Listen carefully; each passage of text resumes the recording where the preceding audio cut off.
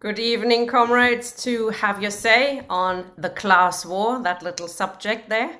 Thank you for joining us tonight. And, it's funeral night, and you're here with us instead of watching whatever it is they're doing now. They've been dragging this thing out for the last 10 days. Almost unbearable. I think the worst should be over by tonight. But if anybody on the left has any doubt that the monarchy is far, far more than a boring side issue or a diversion from the class struggle, I think they were told a valuable lesson in this period. It's very much the monarchy and our struggle against it. It's very much part of class society and capitalism. Last week, we discussed a few things, how it is part and parcel of an extremely right-wing government agenda to attack the unions, to attack civil liberties, to attack free speech, attack the right to protest. And I think what we're seeing is actually that the system, the fact that they're putting billions and billions of pounds into this, charade that we've been watching over the last 10 days, has actually meant that it's actually quite a weak system rather than a strong system. And I think we've been seeing that quite a lot in the last few days. Sorry about that, comrades. Please do not unmute yourself. I've forgotten to switch on the right thing, so please mute yourself, because otherwise you can't hear us, and you're here to hear us, we think. But this is your show, actually. We want everybody to participate tonight. We want to discuss some of the issues we've discussed last week or any other issues that have come up. And if you want to make a contribution, please click raise hand. We might pick you up on something, though, so don't think you can just say what you want. We might question you on what you've said. We're going to start with Jackie Walker, who's going to look at the last 10 days to get us going tonight. Jackie. Oh God, has it actually been 10 days? It seems like it's been an absolute eternity. But I'm going to give you my reflections on what I've been thinking when I've been watching and seeing the odd thing and looking at social media as well. And I know not everybody follows it as closely as I do.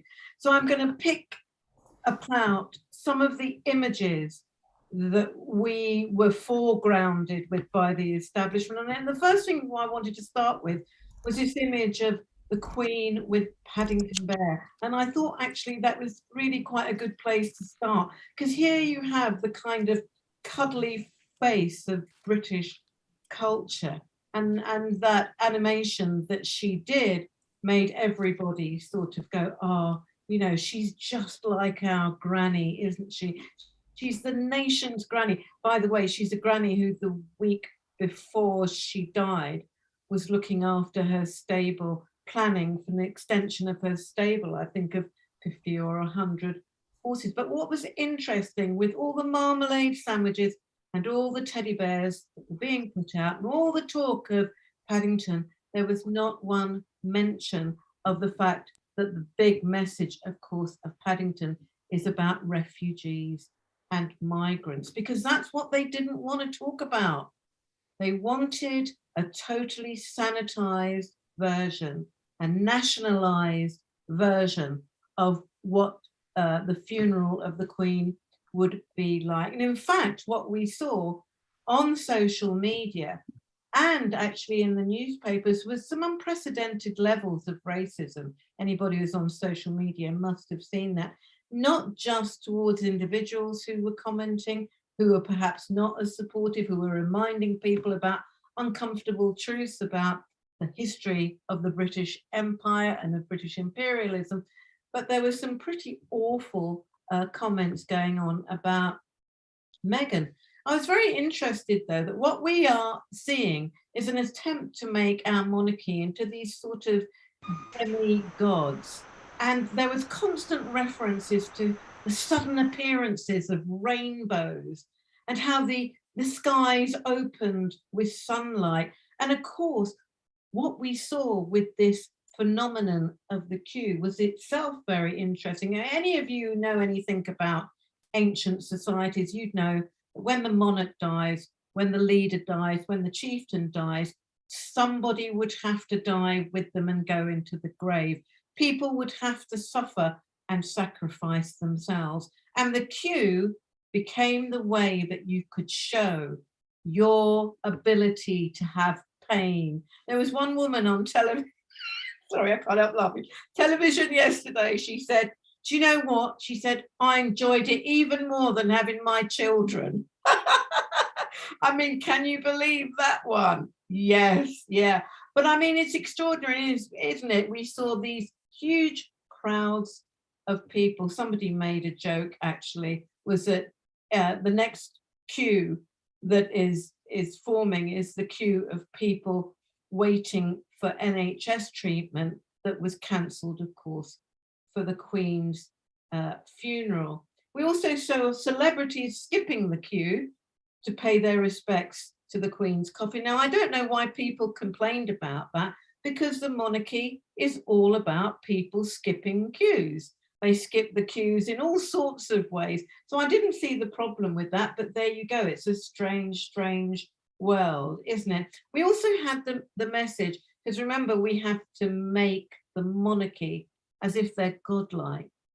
They're actually higher than politics. Politics doesn't touch them. They never put a foot wrong. That's the other thing we heard. They never put the foot wrong. And I thought to myself, I'm old enough to remember the stories of the New Cross fire, when neither the Queen nor Margaret Thatcher sent a message of condolence to the Black community when that happened, when in fact the previous week there'd been a house fire in Wales, which the Queen had sent a message to. And that doesn't even speak about, if you remember, all the problems that happened with the way that the Queen and the royal family responded to Princess Diana's death.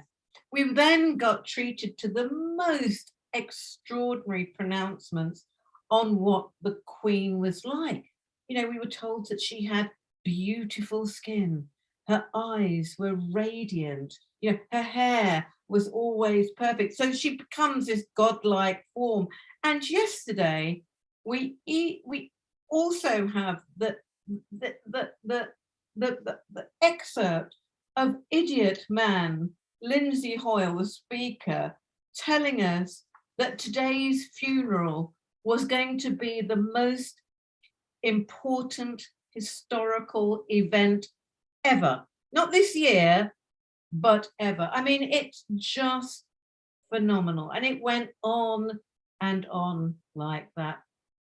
The worst thing for me, though, was definitely Justin Welby, the Archbishop of Canterbury. You know, talk about the Church of England being the Conservative Party at prayer. I mean, you know, he said, quote today, these are hard times for the people ahead, but the most important thing is that there was a seamless change in the head of state.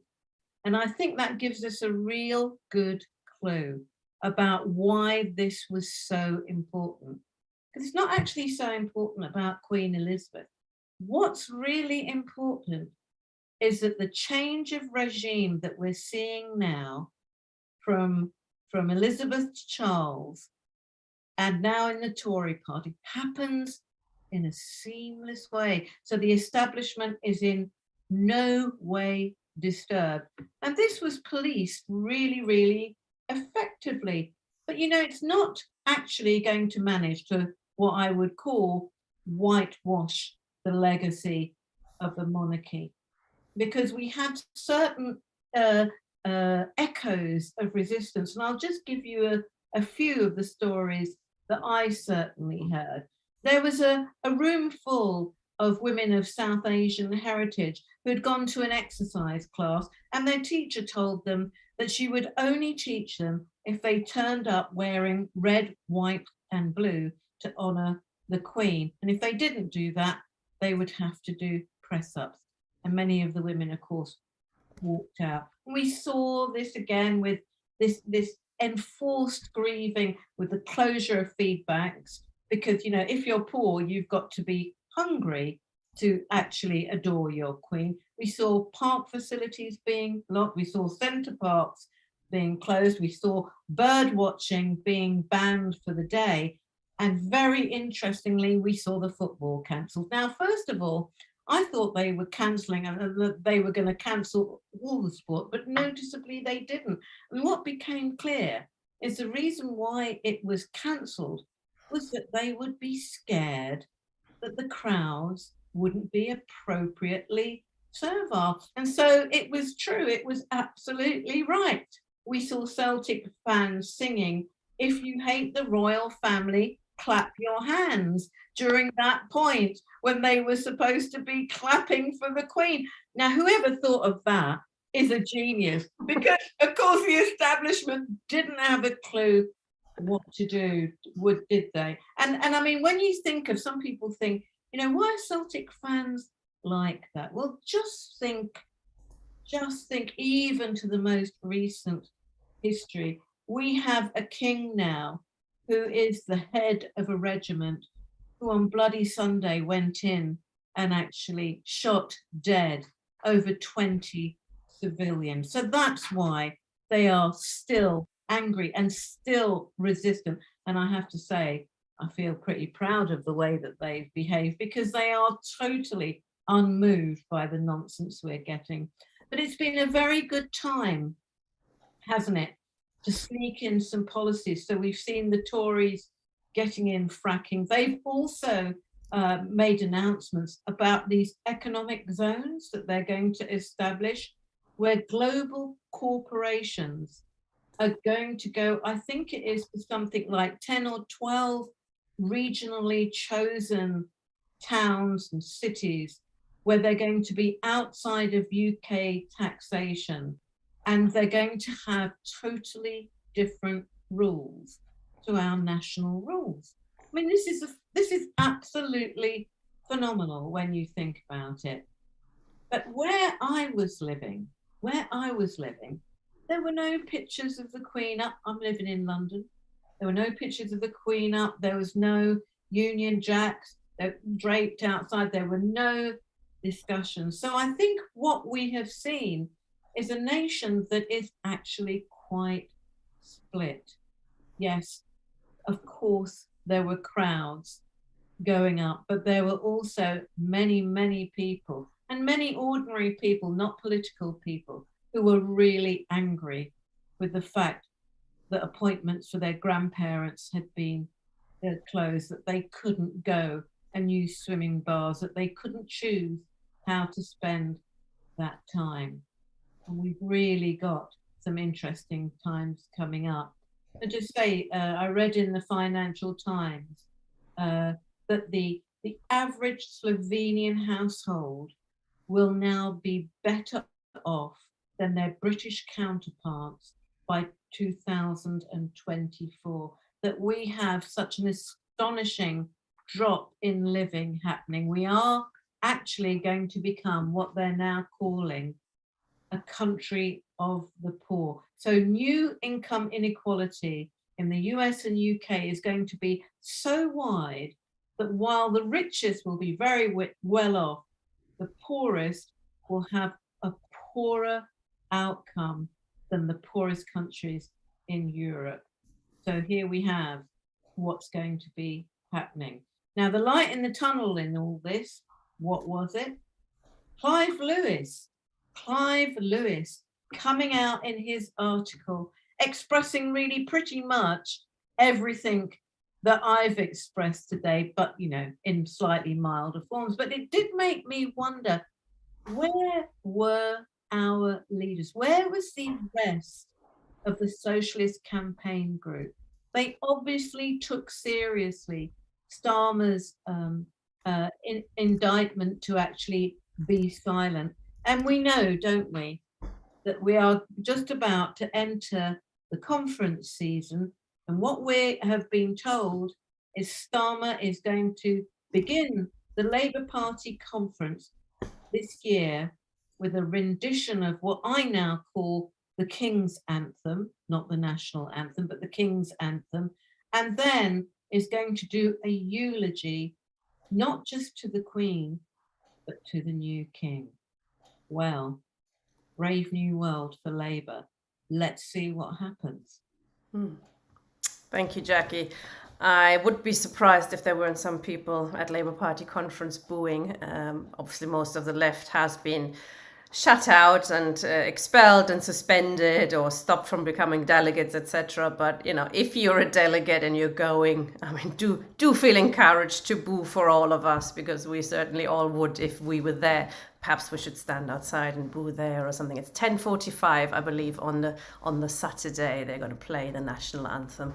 So maybe we should all stand on our doorsteps and boo at that particular time. Ridiculous. My daughter was forced to pray in school, a state school, I should add, for the Queen, which really wound me up. It is really all encompassing. Mike, you're Scottish, and we've played that little clip of Celtic fans, as Jackie mentioned. Is there a lot of that kind of protest against the Queen, or against the sort of making of King Charles? Oh, you're quiet. Can you hear me okay now? Yeah. There has been, the football has been a platform for dissent. There's no doubt about it. It's given an opportunity for working class people to voice their dissent. And it's not only been Celtic fans, it was predictable that would happen. As Jackie and others are saying, Celtic Football Club emerged out of the Irish immigrant population in the West Coast, in Glasgow in particular, and they have long had a Republican sense of identity and resistance.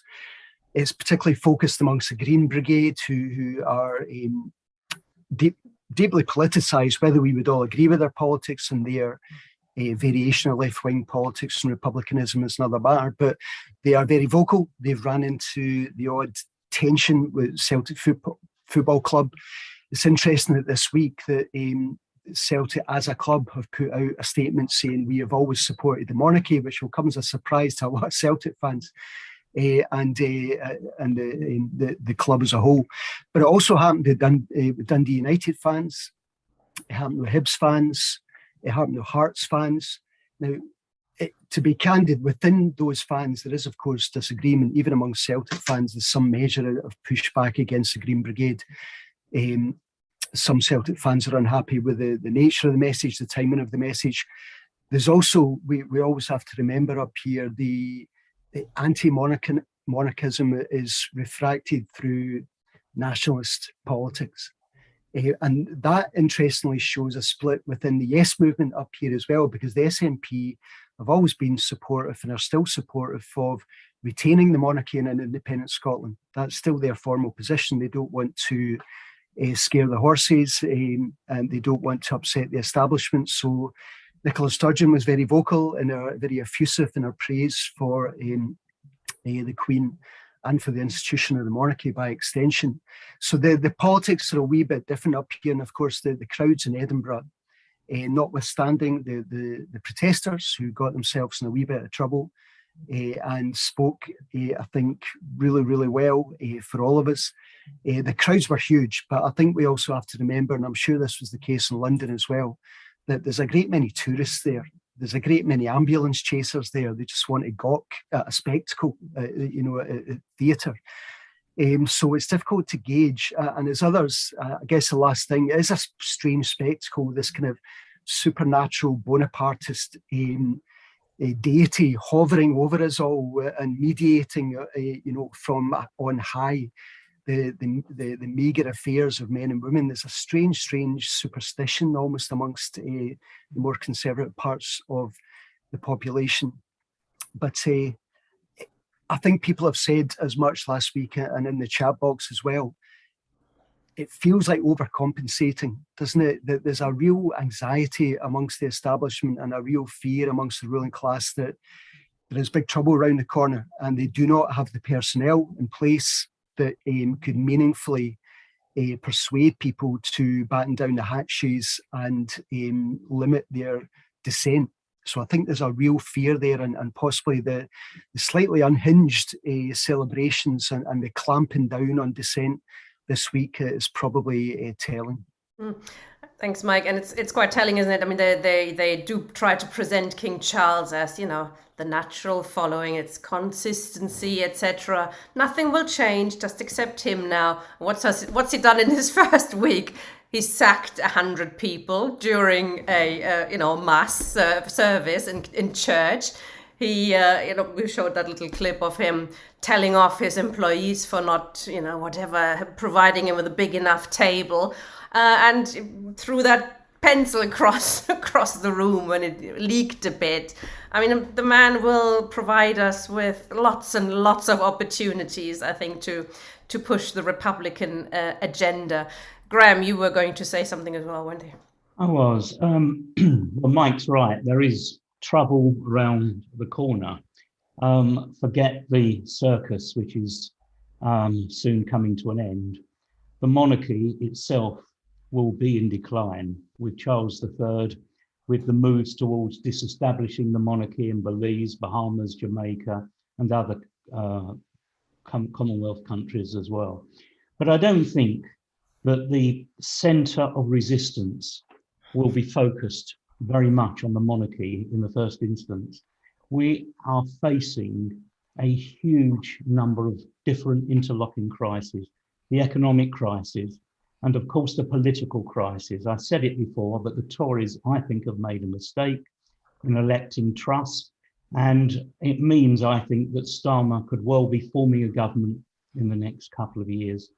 And with an emerging trade union movement, that is going to mean, I think, huge conflicts between a Labour government and the trade union movement.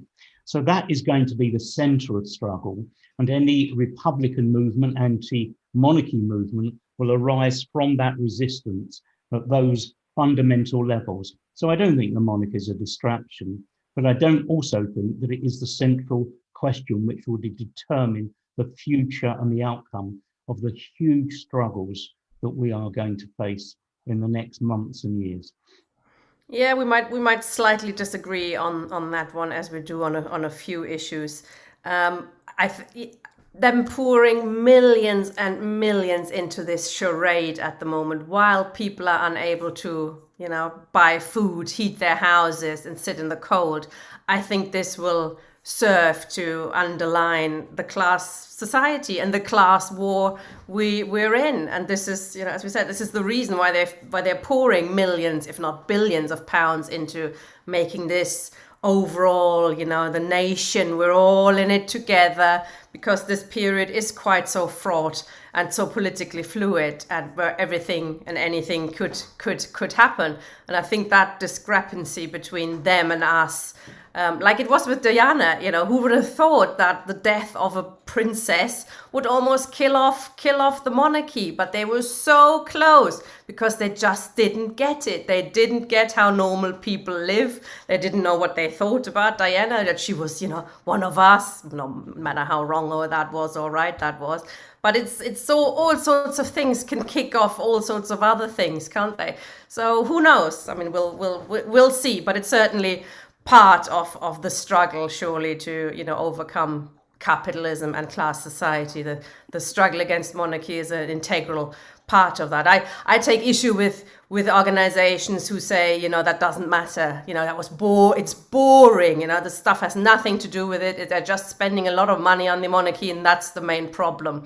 It's not. It's an integral part of ruling class ideology, as we're now seeing, and keeping us down. If we accept somebody's born to rule over us, we'll accept anything. And I think that is a crucial part of actually keeping us in our place, etc. And seeing this parade of dictators, mass murderers, billionaire fraudsters coming into Buckingham Palace last night for, ahead of the funeral, that compared to, how normal people live. I think these kind of things, they didn't publish a guest list, by the way. It was prohibited from publishing a guest list because there are all sorts of bastards amongst that palace party yesterday, which is very interesting. They're usually quite keen to have all the names out, but not this time. So there is something brewing, and certainly the class struggle and the unions, etc., is part of that brewing. And I think they're very aware, which is also, as we discussed last week, these various laws that are being now put through,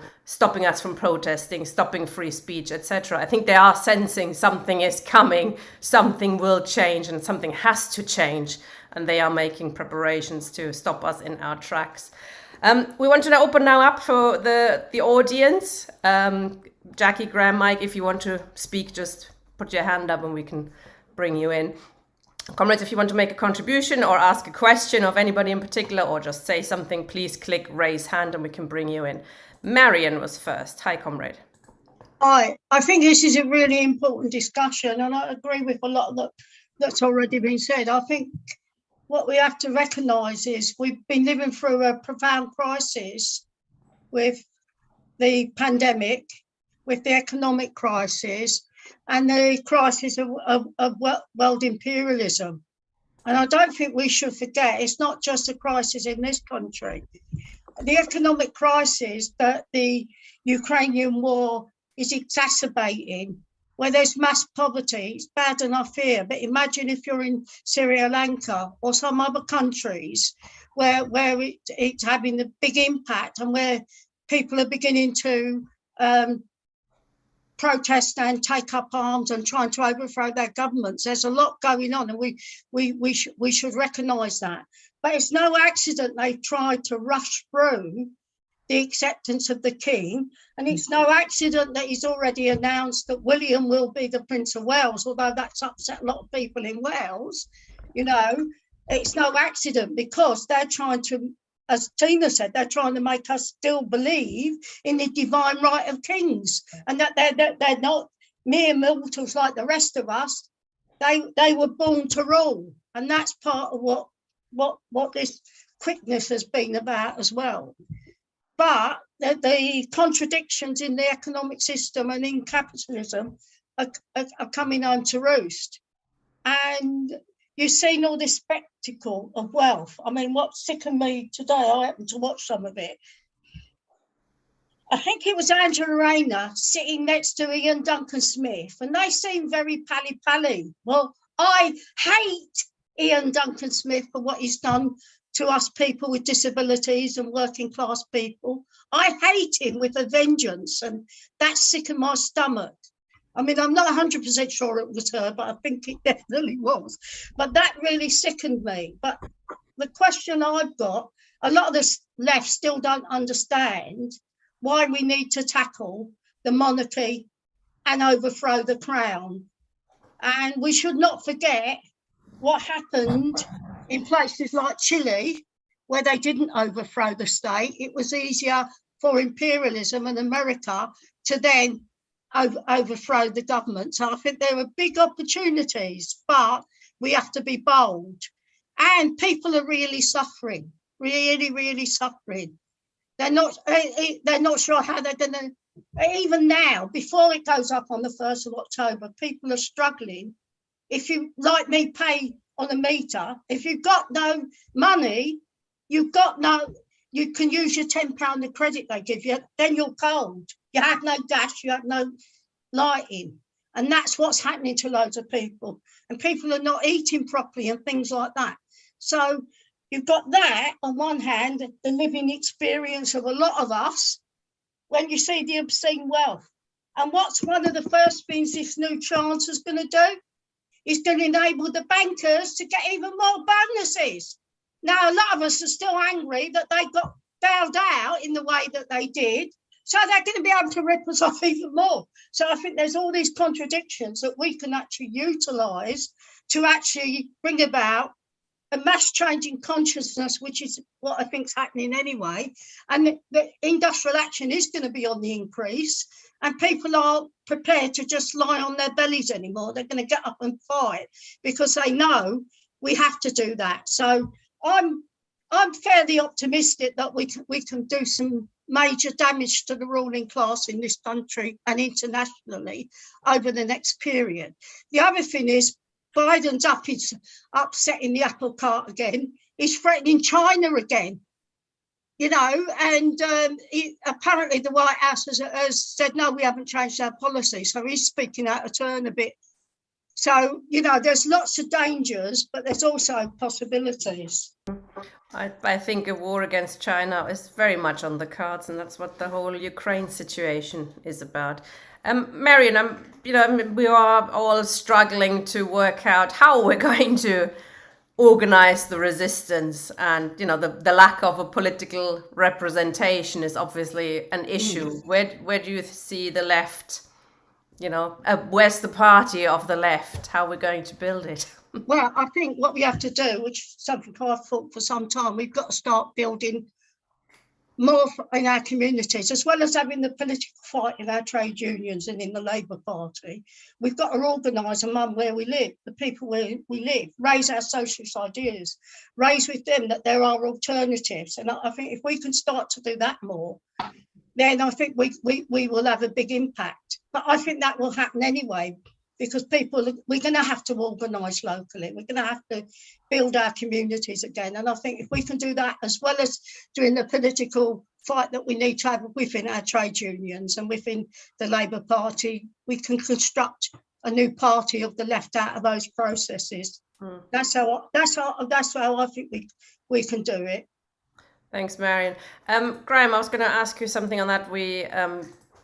Most of us were in the Crispin Fintroff show yesterday, which was quite interesting, actually. Had Ken Loach and Audrey White were talking about a failure of the left to unite and build something. And Ken Loach, and we had a bit of a discussion about that, Ken Loach was proposing a independent labour movement, I think he called it, coming from the unions. I was a bit skeptical because I can't see the unions building a party that would allow individual membership, which would probably, challenge some of the trade union bureaucrats with their big wages and lack of democracy, etc.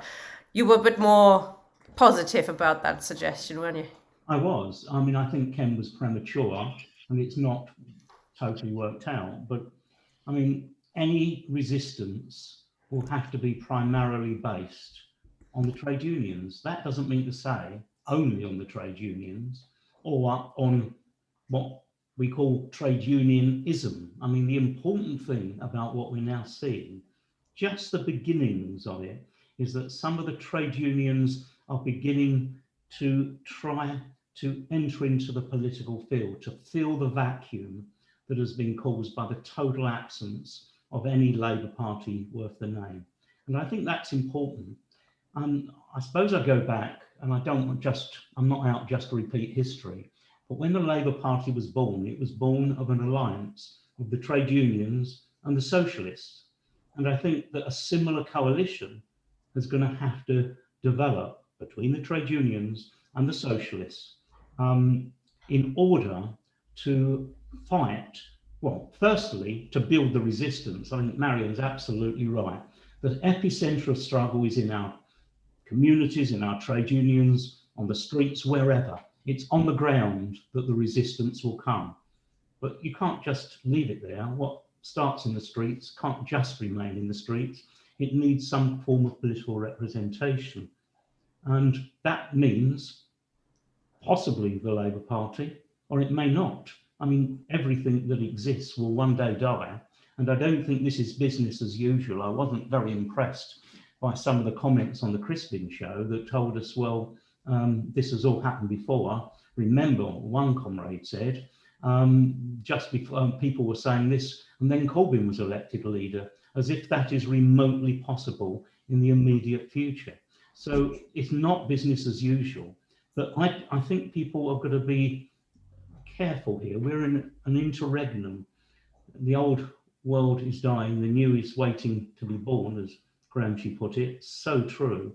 And the exact forms of political representation are not clear. So I think we build the resistance, we fight for political representation within the Labour Party if we may, but outside if we must. And when we built the LRC, the Labour Representation Committee, at the beginning of the century, 20 years ago now, we always had this plan B, that whatever we were trying to do may have to find some expression outside the Labour Party. Well, what I'm sure about is that the resistance can't just be an amalgam of left-wing groups. That will be hopeless. I think it's got to be the socialist groups and the trade unions and the community organisations and the anti-racist organisations building a new coalition. And I think it's that kind of coalition that will have to change the world. There's no alternative. And whatever our views about trade union leaders, bureaucrats, etc., that movement has to be primarily based on the trade union movement. So I sort of agreed with the general thrust of what Ken was saying. I think perhaps his timing's a bit wrong, but to raise those issues now, I think is entirely correct. And we leave out what I don't want us to do is, oh, it must be in the Labour Party or it must be outside the Labour Party. I think that's a bit of a hopeless way of looking at it. We build the resistance, try to give it political representation where we can. In Russia, of course, it was a Marxist party that led the revolution rather than the trade unions. But let's. This tragically is not Russian. Okay, Tony wants to come in. Okay, yes, thank you, comrades. I mean, I agree with Marion and indeed everyone else that the ostentatious display of wealth by the monarchy in contrast to the poverty of her or his subjects is mind-blowing. But then we see millions either queuing up to see the Queen's coffin or glued to their TV. And then we see the power of the monarchy as an ideological institution. And that is something we cannot simply ignore. And that is one of the problems that face us. We understand that, but unfortunately the masses don't. The question is really how we overcome that. I put that forward as one comment. The second thing is I think we see also the attempt to erase memory of Charles himself and his past misdoings. For example, that Panorama interview with Diana on the most bogus of pretexts, despite the fact that she affirmed that she had no problem with it and stood by every word of it. The BBC has effectively disappeared it. I've got a copy of my blog, but I've had to use special means to actually ensure that it's not taken down, because YouTube takes down every single copy. Likewise, Charles carrying, if you remember, carrier bags full of cash back from Qatar. That story has also disappeared. Also, and I'm putting up a blog tonight on some of these things, also disappeared, of course, is Charles's protection of paedophiles, not simply Jimmy Savile, but Peter Ball, the Bishop of Lewis, for which he was criticised by an official inquiry. He bent over backwards to protect him, including buying a home for him on the Duchy of Cornwall estate and renting it out to him and saying how grievously hurt he was at the terrible things that had been done to you. Eventually, Peter Ball went to jail for 32 months, of which he served half after a string of child abuse attacks and so on.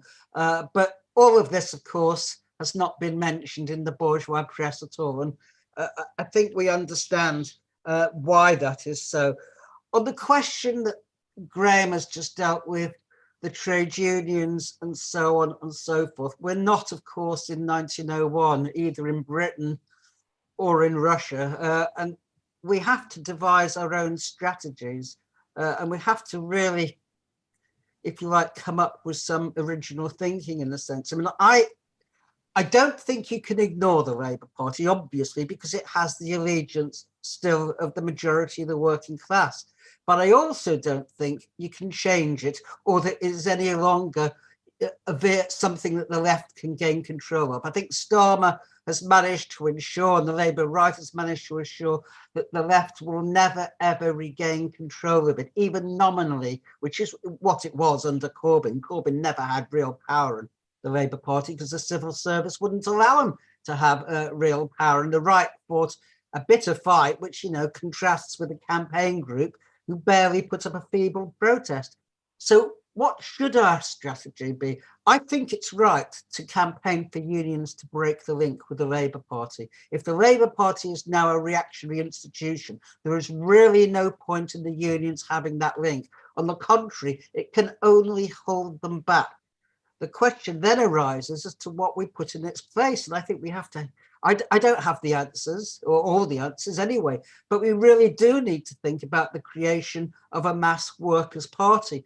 And obviously what's happened in the past 2 weeks does, I think, give us some hope. There are anti-monarchist and Republican sentiments, and I think they will be growing. I mean, over one quarter of the population already says they don't want a monarchy. That rises to nearly half amongst young people. So I don't think we should be too despondent, but we do have to be realistic about our own strength and what the situation at the moment portends. And of course, we have a mass, if you like, impoverishment of the working class this winter and throughout because of the trusts. I mean, well, not just trusts, but her answers will make it much worse. I should add, I mean, I attended a national meeting of Don't Pay UK last night. It was the first such mass meeting of the organisation nationally. And there are 400 groups already in existence around the UK. It's controlled by anarchists. All the stuff on the Crispin show is absolute nonsense from Ben Timberley, has nothing to do with the AWL or whatever. I think the left should be there. I mean, the anarchists don't have a clue as to strategy, and I think that's where the left comes in. So we actually do have to get our hands dirty. I'll leave it at that, but I hope I've given some food for thought. Thank you. Thank you, Tony.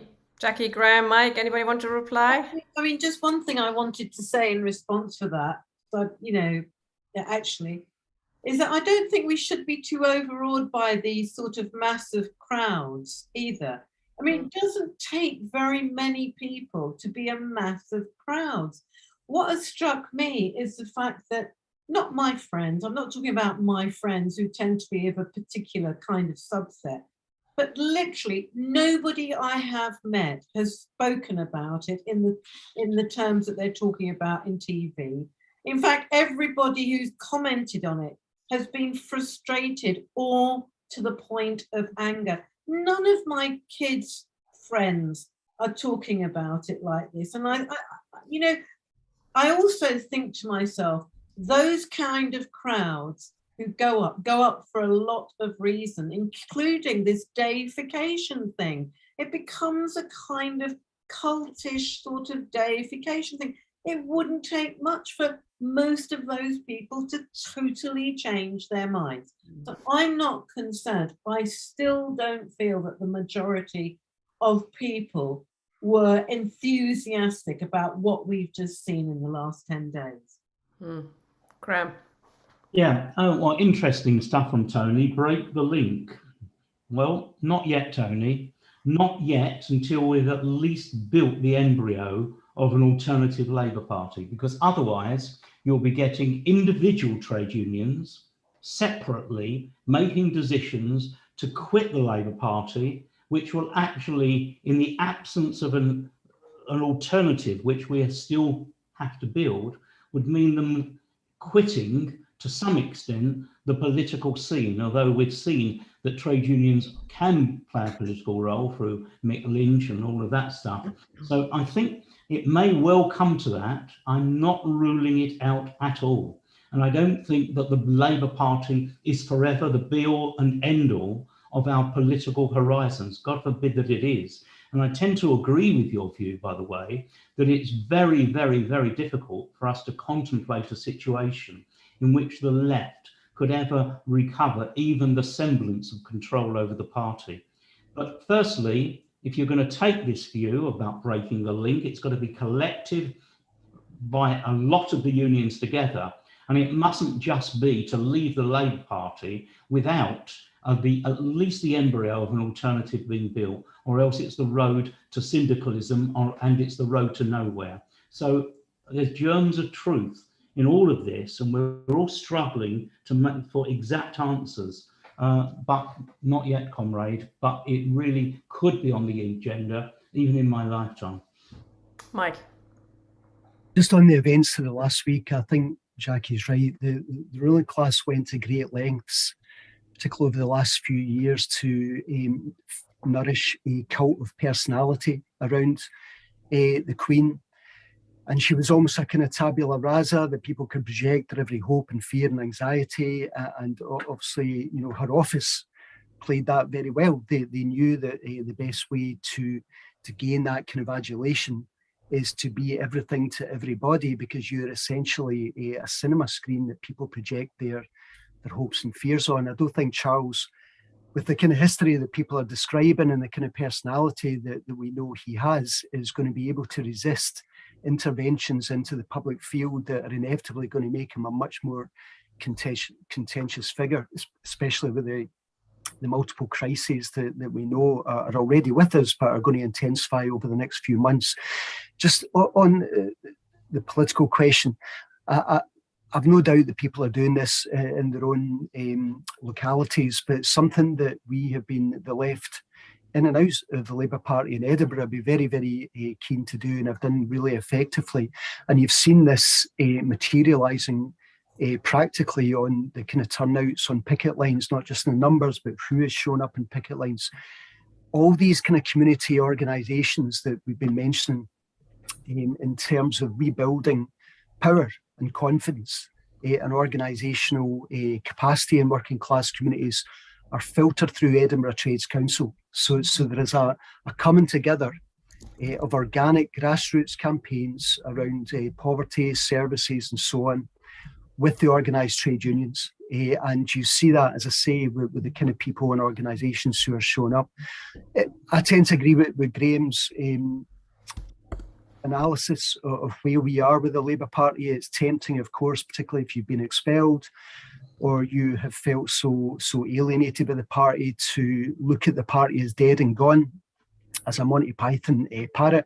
But it's important that, because it is such a volatile time, it's important that we don't run ahead of events and begin to formulate political organisations and parties that, who knows, within 6 months, a year, may find themselves redundant and behind the historical curve. So I think as difficult a pill as it is to swallow for a great many people, until the trade union movement make a formal decision to leave the Labour Party and to seek out political partners elsewhere, and that may well be happening. And of course, Shan Graham and others and Mick Lynch have implied that day may not be sooner than we think. But until that day comes, I think it's premature to be sounding the death knell of the party.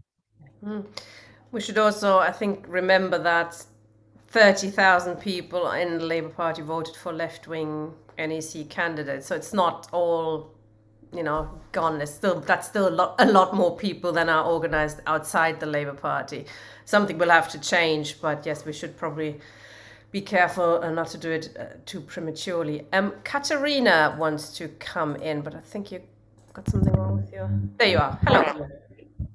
Hi. I guess that, I don't know, is a question. I was a delegate at the last conference, and it was horrendous. It was the worst experience of my life. But I was looking at this conference this year. Of course, no matter how ludicrous it is, even to sing the national anthem, I found the Ukraine kind of a deal breaker for me. I understand working within the party, but this promotion of NATO from the Labour Party, now that the situation is as it is quite problematic for me, because, well, Europe is decaying slowly. Today they sanction, but they're pushing Hungary out of Europe. But the situation in Moldova, Georgia are ludicrous. They are trying to start a war in Serbia, in Armenia. Pelosi was there today, I think. Well, half of Europe won't have the gas to survive industrially, at least 1 year, never mind the 3 they are calculating. And we are talking to support, an horrendous situation in which the US is firing and starting fires anywhere they can. And starting a color revolution anywhere they can to try to stave off the loss of the dollar and the control of the dollar. It is dangerous. There is not a positive outcome. There is nothing good that come out of this. And I'm expected as a Labour member to subscribe to a motion which associate me with a side of what is going to be a global war, maybe made of different small regional fires. As long as the fire is not under us, we are okay. And that's not true. Because economically, we are going to lose as the West anyway. And militarily, there'll be millions are going to be involved. So what do I do as a Labour member? Do we have a red line? And that is my question. And for me, I'm not British, so I don't have to sing any anthem, but that motion is a bit of a red line. That's my question. Do we have one? Good question. Jackie, do you think there's any red lines? Yeah, well, I think you've actually hit on something quite interesting, because I don't think he's doing this just for, shall we say, getting to the Tory vote. I don't think that's all it's about. I mean, what are the left MPs going to do when the national anthem comes on and he's making tributes to the monarchy? Because actually what's going to happen is that they've got a very simple choice. They either make sure they're not in the conference room, and that will be noticed, of course, and that's a kind of easy way out. They sit down or they join in. As soon as they join in, they've undermined their position with the left. And I mean, actually, this is Starmer's faction way of drawing their red lines. And I actually tend to think, really, this is about times. You know, if we don't get some of the left MPs, you know, like standing up against this one, then I really don't know what they're for. I mean, I think they will lose so much credibility at that point. But, you know, they've got this theory that all they've got to do is, you know, be good and be quiet. And then in 5 years' time or 10 years' time, they'll be allowed their turn again. It's going to be very interesting to see what happens. There's, of course, MPs like Sam Terry, who stood up in Parliament and paid tribute to the Queen, which was absolutely cringeworthy. I took it out of the intro from this show, but it's still on the intro of our last show. It was disgusting. And he'll stand up and sing the national anthem, won't he? Yeah, I mean, none of that surprised me about Sam Terry. I've worked with Sam Terry, and I know people made all this, you know, how wonderful he was, you know, recently. But my experience of Sam Terry was that he was the most self-ambitious person. And I've met a few, as we all have in politics. He was the most ambitious person I had ever met in politics. You know, he would do and say sort of pretty much anything, really. And I think that tells you a lot about what that embarrassing speech in Parliament was about. Yeah, he's trying to have a strange position there. He's on the one hand, he wants to do the picket thing, and on the other hand, he wants to appeal to the right. I think he thinks he's quite clever, but I think he pisses off everybody. Yeah, quite. Comrades, we've forgotten to mention earlier on, and it's quite important, is Patreon, which we need to get some money in. We've got about 49 patrons, which is brilliant, actually, and paying about £244 every month, which is about half of what we need every month to become self-sustaining. So if you got a few quid left over a month, I know it's difficult times, but we do appreciate every small donation. So we need about 400 really as a basic, and then anything extra would be much appreciated. Thank you, comrades. Steve, please. Thank you, Tina. I suppose we could have Oh, sorry, Steve. I think I made that by mistake. Sorry, I'll start again. I'm going to say we could have abolished the monarchy in 1649, or maybe in 1848, or perhaps even in 1918, but we didn't. So something's obviously gone wrong, because there's no particular reason why we should have one, but we've silly got one, and we've had 70 years of fantastic monarchical success. Or to put it the other way around, we've had 70 years of failure. We actually need to analyze the 70 years of failure that has taken place since 1952. What has really gone wrong? And it's quite interesting, because I agree with what some of the comrades have said. Jackie said this, and Tony as well. We're divided 2/3, 1/3. I think 2/3 are in favour of the monarchy. I call them the Tory nation.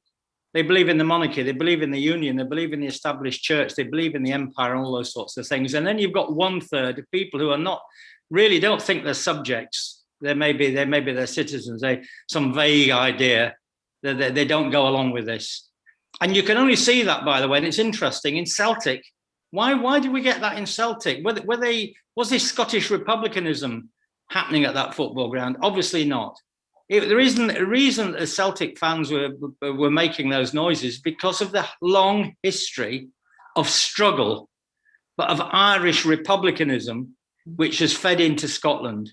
And that's what's different. We don't have anything like that in England.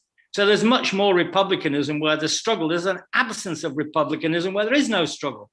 The 1/3 people that might be Republican, who's their voice? We can't hear anything from them. Where's the Republican Party in England? There isn't one. Where is the programme? I mean, they got rid of the Tsar, didn't they? Because they had the RSDLP, which was a Republican Socialist Party, by the way, and fought for a long period to actually do that and to achieve it. So what are the 70 years of failure? Let's come back to that then. First of all, the social monarchy established in 1945, that's failed. And trying to revive it, which is what Corbyn was doing, trying to restore the 1945 social monarchy, that didn't work. And now we're in a situation where we've got food banks, where we've got almost the collapse of the whole system. So that's been a complete catastrophe. Then we've got the union and the constitution, which is more or less broken and collapsed. The union will not survive. That's why they're stressing it so much. So the constitution is not working. We're going to end up, we're moving towards a dictatorship. English republicanism has been absolutely useless, by the way. What they think is Charles will be, if you look to Republic, they think that Charles will be so useless and so terrible that will deliver us with a republic. No, it won't. The only way you're going to get a republic is if you organize for it and you form a party that will actually go out and do that and campaign for it and turn that passive republicanism into active or militant republicanism. And then the last point is this: the socialist movement has completely and utterly failed for 70 years in challenging the monarchy or the crown. And my last point really is to say this: we've had Corbynism, which has had virtually no republicanism at all. And then you have people like the SWP who preach revolution, not a republic, but they preach revolution. So they have a kind of ultra-left approach to this. But the big failure, and I will finish on this, Tina, is not to draw the distinction between the monarchy and the crown. The monarchy is just the king or the queen. And in some ways it's in decline. The crown is the power of the state. It's hugely powerful. Actually, the crown is becoming more powerful. It's the power of capital. It's Her Majesty's Treasury. It's the Bank of England.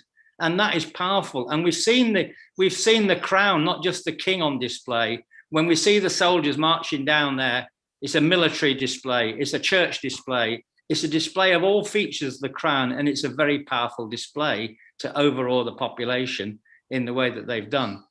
So I think we have to have a different kind of republicanism to what we failed for 70 years to do anything about. We really got to look at that.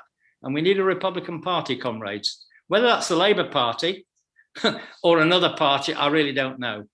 I don't think it means we don't fight in the Labour Party for that, or we fight outside. But there has to be a different kind of party. So going back to Corbyn's 2017 social monarchy programme, restore the 1945 social monarchy, I'm sorry, that is not going to work now, because the crisis is that much deeper. I'll finish there. Put your finger on it when you described the RSDLP as a Republican Socialist Party. Yes, that was absolutely. the important bit. Yes, Jackie. absolutely. I just want to add that I've just seen come up that Jacinta has just announced that New Zealand is going to start the process of becoming a republic. And so she's not even home. She's not even had her dinner yet at the palace. And she's jumped in, and we're going to see them all coming down now. We're seeing the breakup of the Commonwealth. And the next thing we'll see as well is the breakup of the United Kingdom. And then we're going to see, and I actually do think it's important, although, you know, with all the provisos that Graham says, and somebody has just said, you know, do we really think they're going to allow us to discuss this on the media? Actually, if the mass of the people are wanting this, if the Commonwealth is falling to pieces, they're going to have no choice. And that's why they're so frightened. So I'm voting for New Zealand, mate, and for everything else that follows. Two things quickly I was going to say on that. I think the breakup of the UK probably will happen. I don't think it's necessarily a good thing, and it's. I'm not saying it is necessarily, but I'm saying what they're seeing is that their whole project of this kind of central control is gradually disintegrating. Who knows what's going to come from it? But actually, when we see a time like this, when everything is changing, that's always an opportunity politically. It is. There's also an opportunity for the right, of course, or for nationalism to raise its very ugly head, and, you know, to split the historically constituted working class in Britain would be, I think, quite potentially a problem. Socialism, like capitalism, has to be international, doesn't it? We don't want to become smaller and smaller. We actually want to reach out. Go on, Graham, speak. No, I was thinking that there's a problem. I'm not prepared to say anything about that at this stage. I think that we should be discussing this in future. Oh yeah, good idea. We should definitely. It's an but important issue. I have to say, I've got to be honest on that one. I'm right on the fence. Ooh, another one. I like Graham when he's on the fence. That's always very interesting. The other thing I was going to say when Steve Freeman spoke, we've had discussions on this in the past, is there's of course nothing inherently progressive about a republic necessarily. Germany is a republic, the USA is a republic, Israel is a republic, and they are, of course, not an inch more democratic than Britain is today. The question is how you achieve that republic. So just having a Republican Party, or a Republican movement, or a republic is not going to solve the issue of, you know, how we're ruled or capitalism, etc. So there are all sorts of issues. Like in Germany, they did away with the monarchy, as in Russia, through a revolution that did away with all sorts of other things. So I think we always have to keep that in mind, that our republicanism is one for socialism as well. That doesn't mean we just say revolution and everything else will be sorted by itself, but that, you know, republicanism is a part of our program for socialism. Otherwise it becomes a bit of a useless, you know, bourgeois republicanism, I think. Okay, Anthony wants to come in. Anthony hasn't spoken yet, but Marion and Steve want a second bite of the cherry then.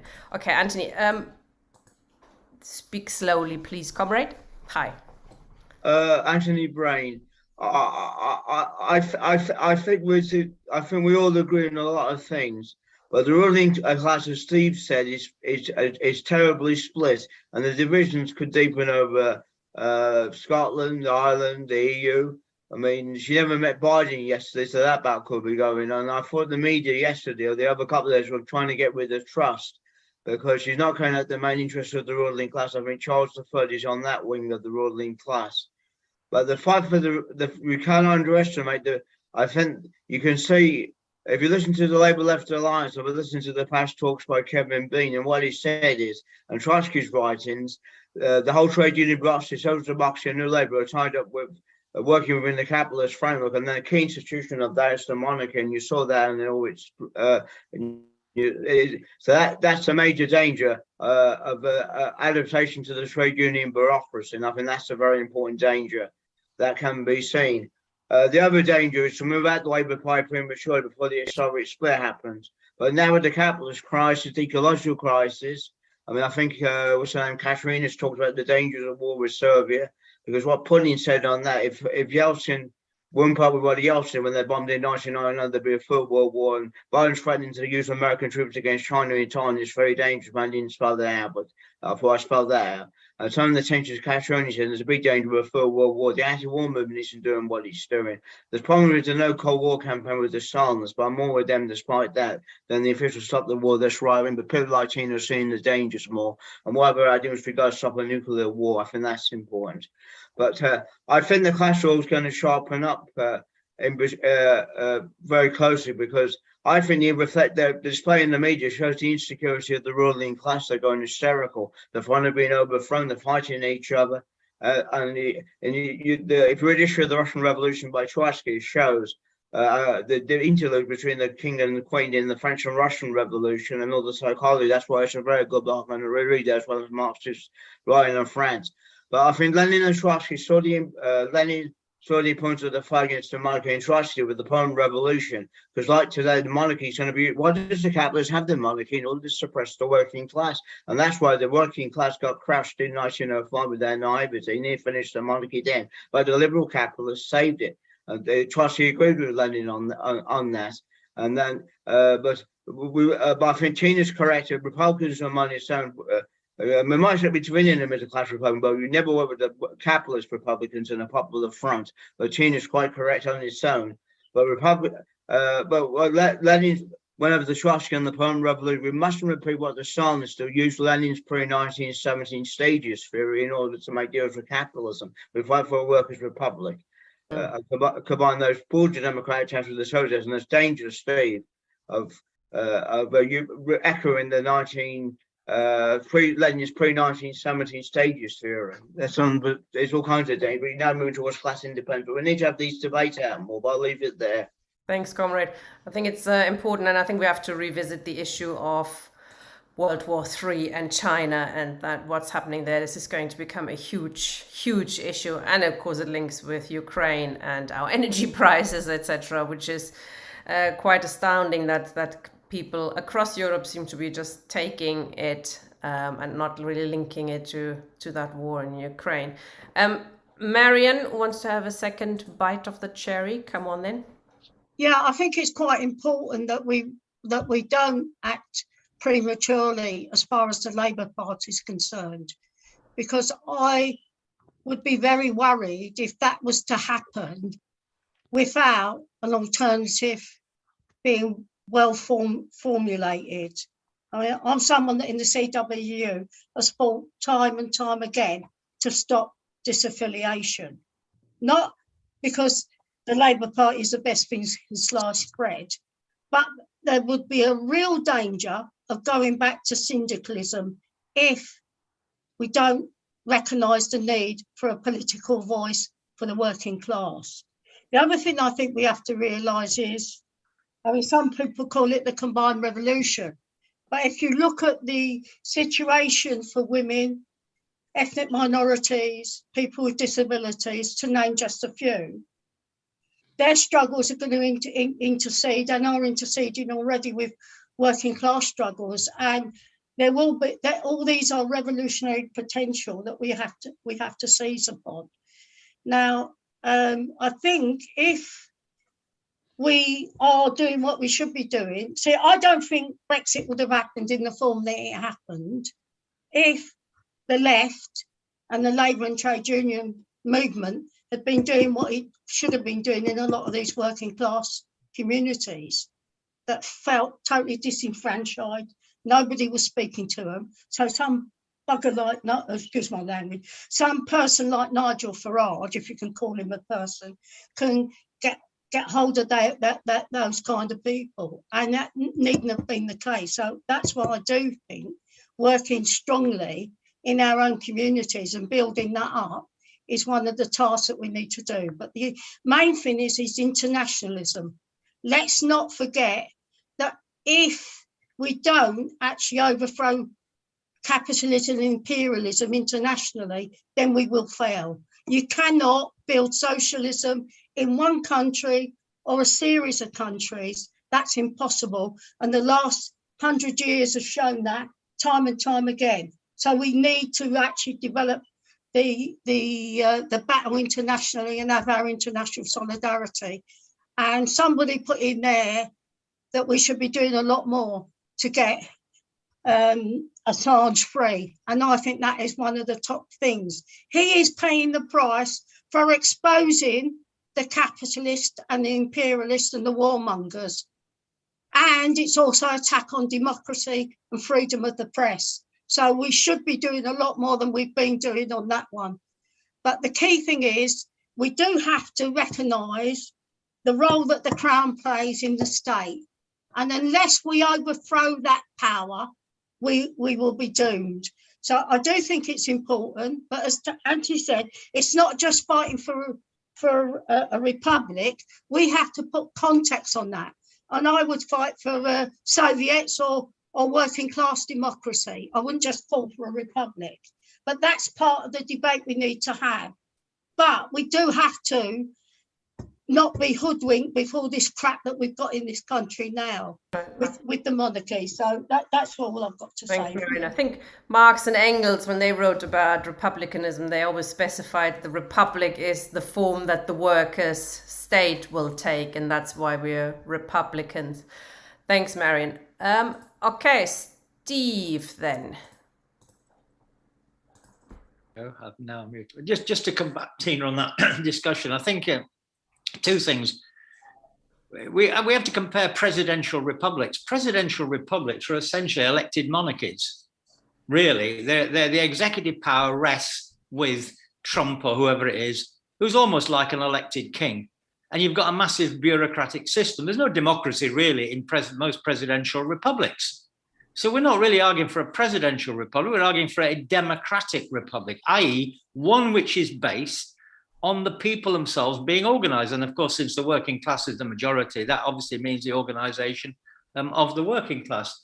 There's no real democratic republics in the world today, but we've seen examples of it, the most famous being the Paris Commune. That wasn't a socialist society, the Paris Commune, but it had very advanced forms of democracy, even albeit for a very short period of time. So we're not talking about having a bureaucratic republic. We're talking about having one that is thoroughly and consistently, in its political and military and all those other forms, democratic. It's consistent democracy that we're talking about now.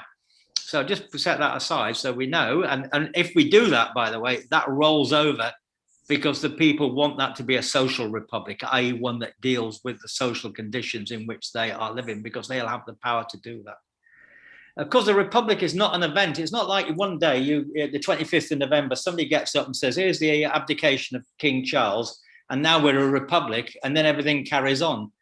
That moment, and the moment will presumably happen, is merely the beginning. It's like the door opens on a struggle to find out what kind of republic it's going to be, because the old regime has gone, and we haven't quite decided what the new regime will be. So in a way, the Republic is merely at that level, that purely formal level, is the door opening on the struggle for democracy. So we want the door to open. So we promote republicanism to open the door to a different type of political system than the one we've got. And that's what happened in Russia, by the way.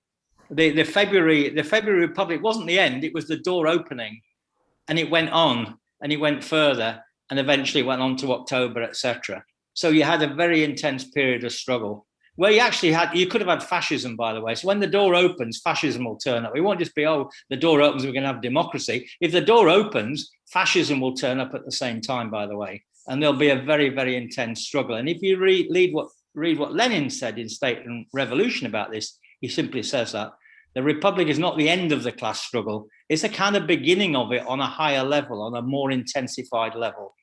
So which is not bourgeois republicanism, it's a republicanism that links to the struggle of the working class. Thanks, Steve. Mike, do you want to speak first? I think. I just want to quote Keir Hardie very briefly, because I mentioned in the chat box there that the comparison between him and Starmer is quite startling. Hardie spoke a great deal about the royal family and was castigated for it, both inside and outside Parliament. And there's a wonderful wee quote, which I'll just kind of parse, that exemplifies Hardie's approach. The throne represents the power of caste, of class rule. And his language is very blunt. The toady who crawls through the mire of self-abasement to enable him to bask in the smile of royalty is the victim of a diseased organism. We all know, and people are saying this, that we could all sit in our hands and the left could down tools and stand back and be observers of history. There are struggles coming without us. There's going to be huge trade union struggles. There's going to be struggles around housing, and the ideological ballast that the Crown, and I think Steve's right, it's important to distinguish between individuals and an institution. The Crown is no longer going to have its first 11 on the pitch. Charles is not going to be a convincing ideological guarantor for the system. So the conversation I think we need to start having, because there's going to be Republican conversations coming quite soon, both in terms of the Caribbean countries, Australia, New Zealand. It's going to break the dam, and we are going to begin to be speaking about political alternatives to the current constitutional settlement. I think we do need to get our houses in order and begin to have practical demonstrations, say this is what socialist democracy looks like, rather than speaking in abstract terms about a post-monarchy, a post-crown. Actually begin to think about what a working class republic in workplaces and political systems and education, health and elsewhere, what that would actually look like. And I guess that could potentially be a job for Redline TV and other socialist platforms to begin to map out what our democracy looks like compared to their system. Thanks, Mike. Graham. Oh, that was an interesting discussion. I just wanted to say that I sort of agreed with what Marion said, a word of caution about just leaving the Labour Party without an alternative. I know I've said this, but I understand where this is coming from. We need to be impatient, of course. Time's running out for us all. Time's running out for the planet. And we haven't, I mean, I used to say years ago, we've got to lay down traditions for future generations.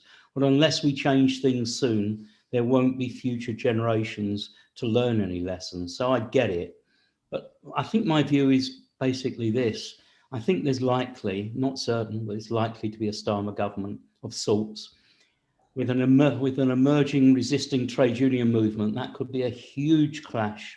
And if I'm right, we don't know this, but it could well determine the relationship between the Labour and the trade unions, that Labour government. And I just want us to be there on both sides of that kind of divide, in the trade unions, socialists in the trade unions and socialists in the Labour Party, so that whatever split there is, and I think probably there is going to be some kind of split, but who knows, is on the best possible balance of forces. Now is not the time to leave that arena of struggle. But I do agree, there is a need for impatience, but just a little bit of caution as well. So I tended to agree, I think, with the thrust, if I understood it, with what Marion was saying. Thank you, comrades, for what I thought was a very interesting discussion. I mean, it's no surprise that we ended up talking about the monarchy a lot, because that, ruined our plans to look at the Truss government. But then, of course, the Truss government has been very quiet the last few days, planning its onslaught on the working class, no doubt. And as Marion mentioned, and we should have mentioned, the sneaking in of, the bonus cap being withdrawn, fracking being made legal, etc. Though they've snuck a few things in already, and Bill of Rights being withdrawn because they want to have more attacks on trade union democracy and working class representation, as well as the some of the European legislation to protect workers will be ripped up apparently. So there is a lot will be happening in the future, and we will be taking another look at that. Not next week, because next week most of us will be in Liverpool, not at Labour Party conference because we're not allowed in anymore, but there is a conference called Future of the Left, which is happening, which is organized by a few comrades on the left in Liverpool. If you can join us there, please do. Jackie, do you want to tell us a little bit about why it's important, why you're getting involved in it? Well, because You're certainly not going to be able to talk about politics at the Labour conference. And I think it's really important to be there and to be seeing what's going to go on and actually have some spontaneous comment, as well as bringing the left together. And there's going to be some fantastic speakers there. So if you can, do come. It's a Zoom show. Just have a look for the link. Yeah. Wednesday, the 28th of September is going to be a big meeting, 3 big meetings actually in Liverpool. If you're in Liverpool, you can join us then. Monday and Tuesday is going to be online only, but we're having some of the issues we've discussed in this show and other shows, Ukraine, free speech, war on woke, the Ford report, etc. All of us will be involved. There's also Craig Murray, Stella Assange, Andrew Feinstein, Asa Winstanley, Tony Greenstone will be there. All sorts of other comrades. Steve Freeman as well will be there. So if you can get your tickets now, because they cost money, unfortunately, because there's a lot of technology involved. So if you can get your tickets and help out with that, and Wednesday then. The show after that will probably, depending on what the situation is like, be looking at the various conferences, Tory and Labour Party conference, and where that leaves us and where it leaves the left, how we should organise, if that changes anything in our view towards the Labour Party. There will be various attacks we hear on members in the Labour Party. The few rights they still have are being undermined further. Watch the space. Comrades, the struggle continues. See you soon. Have a good evening, comrade. Bye-bye.